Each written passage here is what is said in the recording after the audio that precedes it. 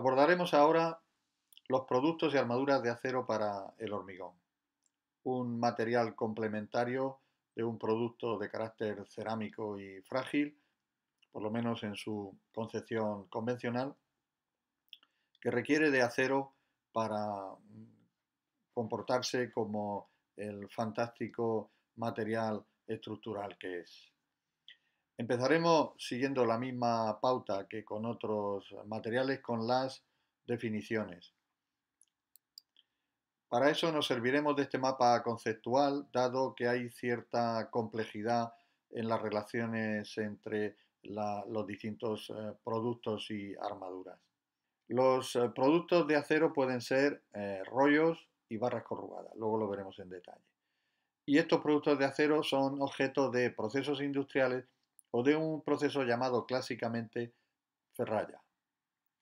La operación de ferralla implica cortar una barra, doblarla o enderezarla. Doblarla a su vez implica eh, patrones establecidos en el proyecto con propósitos resistentes muy definidos. De modo que tenemos dos procesos, los procesos industriales y los procesos de ferralla. Los procesos industriales fundamentalmente se basan en la electrosoldadura.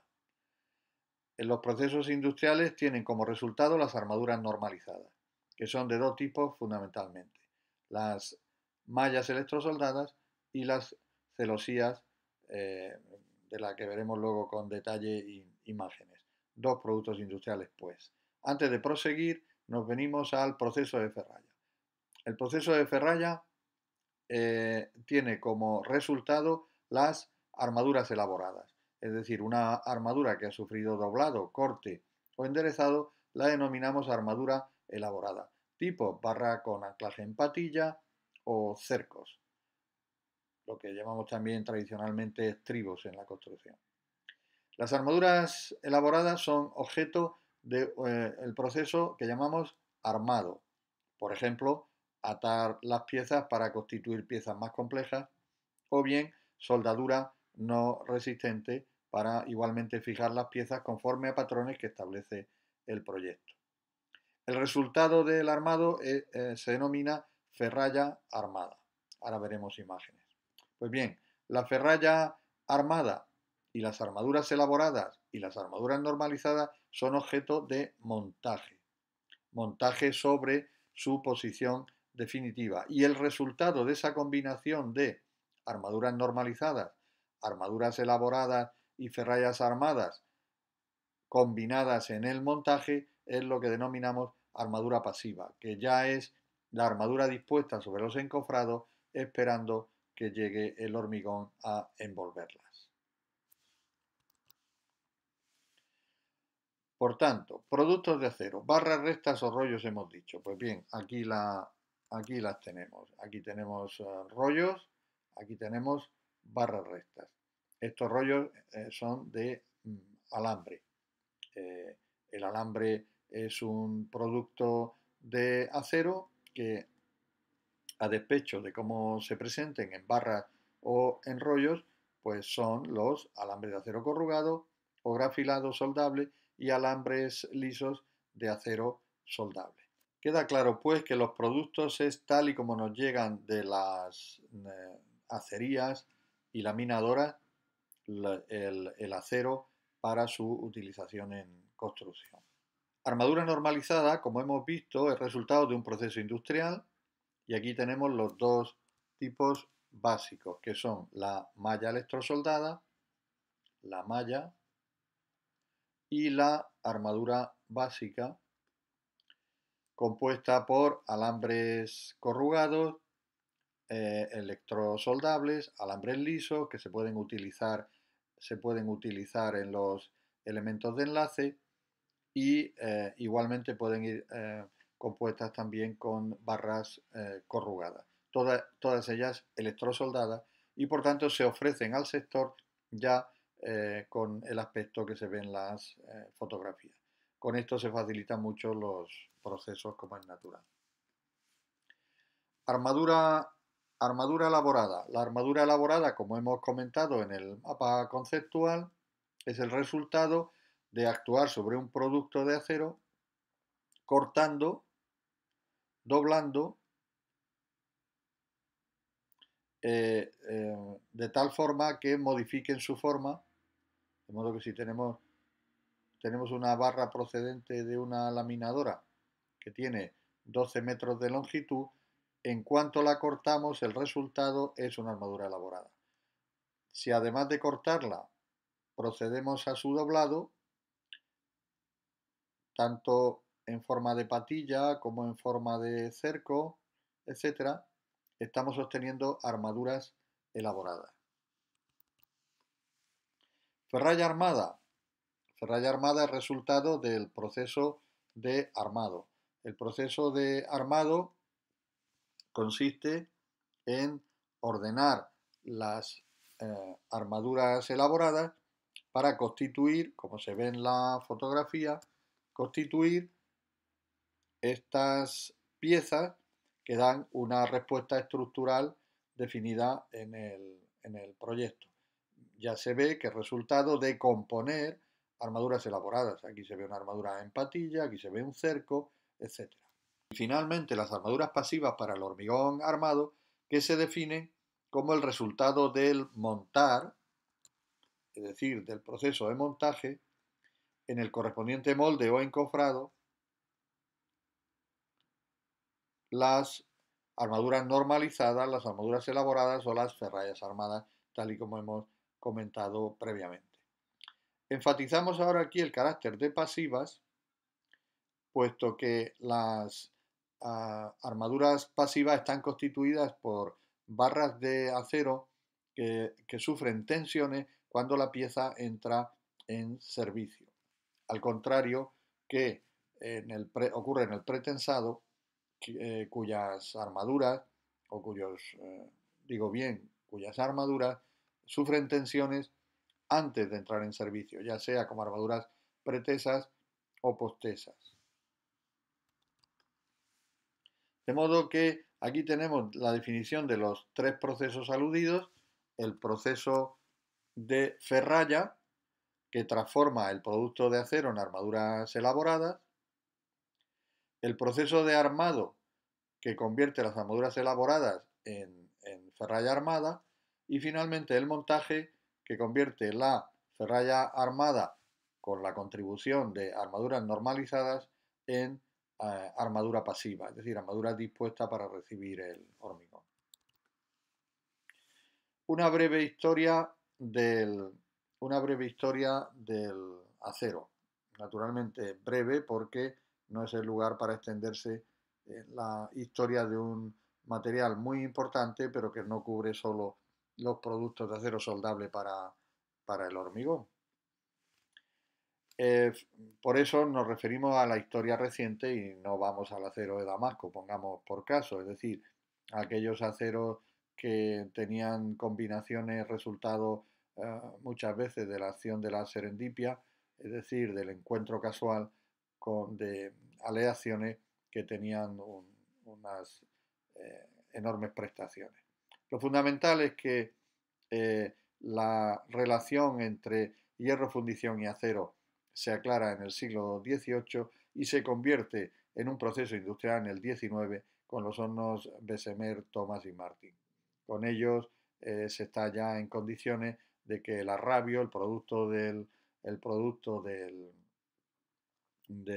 alto horno, sea descarburado y por tanto de forma controlada, de forma que ya podamos distinguir entre los distintos desempeños de la aleación acero-carbono, que es estudiada en un apartado distinto cuando se tratan los metales, pero no está de más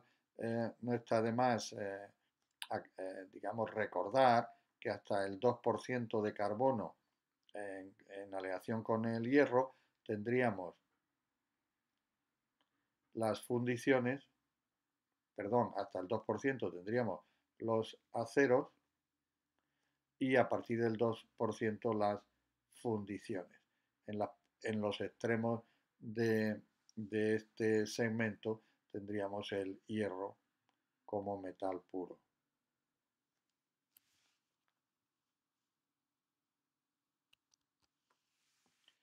Vamos pues siguiendo la secuencia conocida de definiciones, historia, características, especificaciones, sistema de fabricación, tipos, usos y control, a ocuparnos ahora de las características. El acero es un material que procede del hierro en aleación con el carbono. Y como ya se ha indicado hace un momentito, el acero fundamentalmente tiene proporciones de carbono por debajo del 2%. Cuanto menor es la aleación de carbono, más dúctil es el acero, cuanto mayor, menos dúctil, llegando, digamos, a la fragilidad controlada de las fundiciones. Características principales de los aceros: resistencia mecánica, tanto a tracción como compresión, a fatiga y cargas cíclicas. Densidad: 7.850 kilos metro cúbico, un valor que los alumnos deben retener como parte de su cultura técnica. Punto de fusión: 1510 grados el hierro y un poco más baja, 1375 el acero por su aleación. Punto de ebullición: 3000 grados. Tenacidad se define como la energía total que absorbe un material antes de alcanzar la rotura. Luego veremos cómo se cuantifica. Ductilidad: facilidad de tirarse en hilos. Maleabilidad: facilidad para conformarse en hojas. Y dureza: la dificultad que existe para ser rayado. Aquí ofrecemos densidades de distintos materiales para situar al acero, y eso siempre es bueno. Aquí presentamos eh, materiales distintos de los metales, y aquí vemos los metales y tenemos situado al acero en la posición de 7.850 kilos metro cúbico que ya habíamos mencionado con anterioridad. Todos los aceros tienen estas características comunes: un módulo de elasticidad de 210.000 newton milímetro cuadrado. Recordamos que el módulo de elasticidad, cuestión que ya se ha visto en las lecciones de metales, es la relación entre la deformación unitaria y la tensión para cualquier material. Entonces, justamente la pendiente. Módulo de elasticidad es igual a tensión dividido por deformación unitaria. Otra forma de definirlo, más chocante, es que el módulo de elasticidad es la tensión necesaria para doblar la longitud de una barra de acero, cosa que no se puede hacer sin romperla, por lo menos los aceros con los que tratamos nosotros. Pero ya digo, es una forma chocante de hacerlo. ¿Por qué? Pues que pues para doblar la longitud de una barra, su deformación unitaria es 1. Y en ese caso es evidente que el módulo de elasticidad es igual a la tensión que produce una deformación unitaria de 1, es decir, que dobla la longitud. El módulo de elasticidad transversal, 81.000 newton milímetro cuadrado. Esto se refiere al comportamiento elástico de una pieza de acero cuando recibe un esfuerzo que provoca una deformación transversal, como puede ser esta. La barra regresa cuando esta fuerza se anula, y la relación entre la deformación unitaria en cuestión y la tensión en juego sería el módulo de elasticidad transversal G. El coeficiente de Poisson, que también recuerdo, que es la relación entre la deformación unitaria transversal cuando comprimimos una pieza de acero, se acorta y se expande. Pues bien,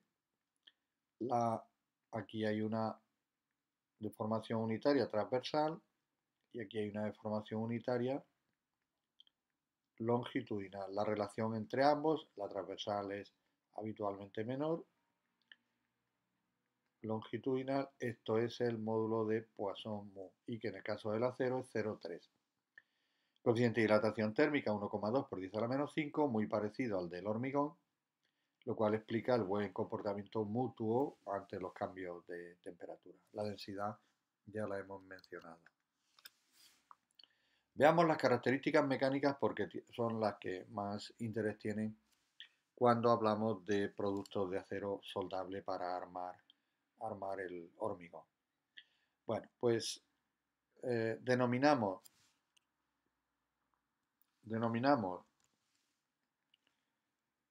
límite elástico al final del proceso, en el proceso en el que el acero se comporta de forma elástica, es decir, del proceso en el que cuando cesa la tensión, el acero recupera toda la deformación que hasta ese momento le hemos producido.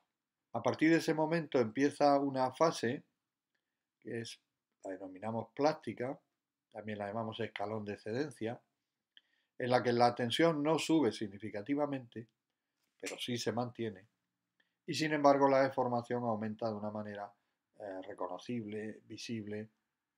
A partir de ese momento se produce un proceso que se denomina acritud, en el que la deslocación de cristales exige que se eleve la tensión si se quiere seguir deformando el acero. Y ese proceso sigue hasta alcanzar una tensión máxima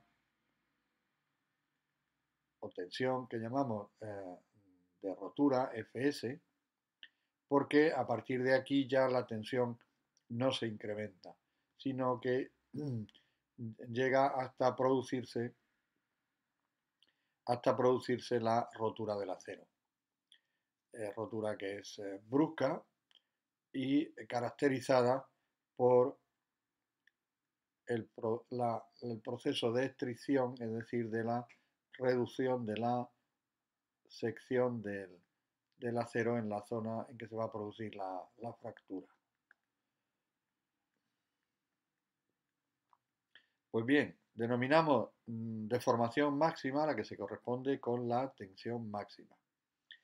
Y denominamos deformación de alargamiento de rotura aquella que se mide sobre una sección en torno a la zona de rotura como longitud inicial equivalente a 5 veces el diámetro de la barra, siendo este el diámetro de la barra. Bien, de modo que tenemos como parámetros que caracterizan a una barra de acero soldable para el hormigón, al límite elástico y la tensión de rotura, la deformación máxima y el alargamiento en rotura sobre 5 diámetros. En este gráfico empezamos a introducirnos ya en los distintos tipos de acero por sus características mecánicas. Este acero se llama tipo T, este acero se llama tipo S y este acero se llama tipo SD. Y aquí se ve claramente cómo sus distintas características los diferencian. En el caso de los aceros T se ve que tienen una deformación de rotura relativamente baja, por debajo del 5%, y lo que los convierte en aceros no utilizables en hormigón armado si no se presentan en armaduras normalizadas. Luego tenemos el acero soldable, que tiene una ductilidad moderada, y el acero soldable y dúctil, que es el más apropiado para aquellas situaciones en las que la ductilidad es necesaria, como pueden ser las estructuras sismorresistentes. Los terremotos son precisamente aquellas situaciones donde las estructuras sismorresistentes son más eficaces para salvar vidas humanas. Obviamente, esto es una exageración posmoderna de lo que serían los efectos eh, de un terremoto, pero fingidos en una obra nueva en los almacenes Best en Estados Unidos. Porque la fragilidad de una estructura de hormigón puede provocar efectos como el que aquí vemos de colapso total de pilares en planta baja. Sin embargo, aquí vemos cómo esta estructura ha tenido un comportamiento aceptable, pues al recibir las, las envites de las fuerzas horizontales del sismo, al menos la ductilidad del acero en sus nudos ha permitido que la estructura se mantenga en pie, salvando vidas humanas. Esto sin el acero obviamente no hubiera ocurrido, sino que se hubiera producido el colapso de la estructura. Es muy importante para eso que los aceros soporten ciclos de histéresis.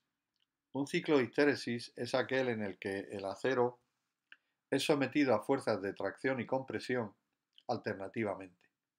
Ya se ve aquí el ciclo en que consiste. Inicialmente se va sometiendo a tracción la barra, se entra en el escalón de excedencia, se alcanza la deformación máxima y antes de que se rompa, se produce a quitarle tensión. Naturalmente, el regreso del gráfico es por aquí porque toda esta deformación ya es de carácter plástico y el acero no la recupera. La que recupera es justamente la que recupera es la de carácter elástico, como es natural esperar. A partir de este momento, si queremos que la barra recupere su longitud inicial, es necesario comprimirla. Y eso es lo que se hace en el ciclo de histéresis. Se comprime hasta que la barra recupera su longitud inicial. Si seguimos comprimiendo, lo que ocurre es que la barra va acortándose hasta una determinada deformación. Estamos en el eje de las deformaciones, hasta una determinada deformación. Y si empezamos a descomprimir, se produce, igual que en tracción, una cierta recuperación elástica y el mantenimiento de la deformación plástica por compresión. Si ahora de nuevo empezamos a traccionar, si se quiere recuperar ahora la deformación producida por la compresión, es necesario estirar hasta alcanzar de nuevo la longitud inicial. Bien, pues si este ciclo se repite indefinidamente, es decir, hasta que el acero fracasa, estaríamos en condiciones de medir el comportamiento del acero a esfuerzos alternativos de tracción y compresión. El acero también puede sufrir problemas por razones de fatiga producidas por cambio en su estado tensional. Esto es lo que representa esta curva, situaciones en las que se padece una determinada tensión y situaciones en que se padece otra. Con un diferencial que repetido cíclicamente, también acaba agotando el acero, y el número de ciclos es un indicador de la capacidad del acero de resistir estas situaciones. Es conveniente ya aclarar que el ciclo de histéresis se da en los sismos y que esta situación de fatiga se puede presentar, es decir, de tensiones alternativas en su intensidad, se pueden presentar pues desde las armaduras de un garaje, donde el paso de los coches en definitiva, el desplazamiento de la carga va produciendo situaciones de este tipo, a lo que ocurre en puentes, en definitiva, donde hay un tren de cargas desplazándose.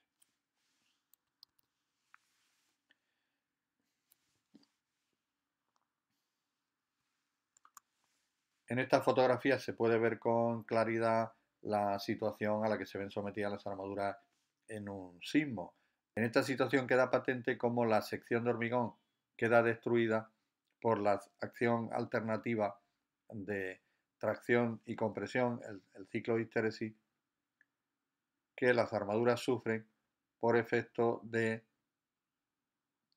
por efecto del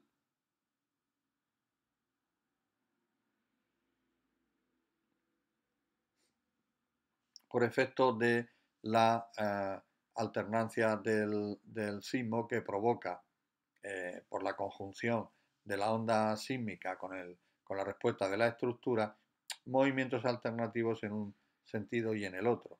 Cuando el sentido predominante es este, las armaduras de este lado están sometidas a tracción y estas comprimidas. Y cuando el sentido es este otro, pues se alterna la situación de las armaduras. En última instancia, como el pandeo por compresión es lo que deja, digamos, rastro plástico, pues las armaduras de ambos lados acaban como se ve en la fotografía. Vemos ahora, sin pararnos mucho, porque las fórmulas, a pesar de su aparatosidad, son muy sencillas, cómo se mide la energía, la tenacidad que llamábamos más atrás, la energía de deformación en una barra de acero. Para ello lo que se hace es simplificar el gráfico tensión-deformación convirtiéndolo en un triángulo y en un trapecio. Los valores extremos son el límite elástico y la carga máxima, la deformación elástica y la deformación máxima. A partir de ahí es fácil. Llamamos energía elástica al área del triángulo, un medio de la deformación elástica por el límite elástico. Esta otra presentación persigue el conseguir finalmente la energía total en función de la energía elástica. La energía plástica, por su parte, es el área del trapecio y por tanto un medio, es decir, de las, la semisuma de las bases, que son las dos tensiones en juego, multiplicado por la altura, que es la diferencia entre las deformaciones. A partir de ahí no es más que un juego formal matemático para llegar a esta expresión, es decir, a poner la energía total en función de la energía elástica.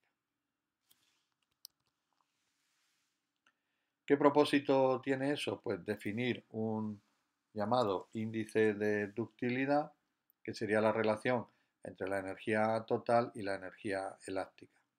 Al haber puesto la energía total en función de la energía elástica, pues se produce esta simplificación y nos queda el índice con la forma que se ve aquí, en la que ya aparecen como variables independientes la deformación máxima y la deformación elástica del acero.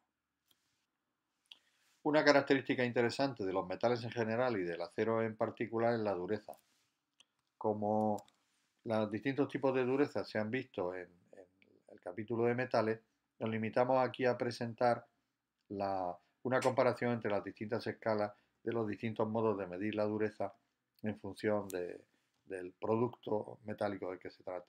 Dureza Brinell, la Rockwell B, Rockwell C, la Vickers y la universalmente conocida escala de Mohs, en la que se ve que cristales tienen durezas semejantes a metales por los rangos de los distintos modos de medir la dureza. El coeficiente de dilatación lineal también es importante en los metales porque obviamente las estructuras de hormigón estructural se ven sometidas a la acción de los cambios de temperatura.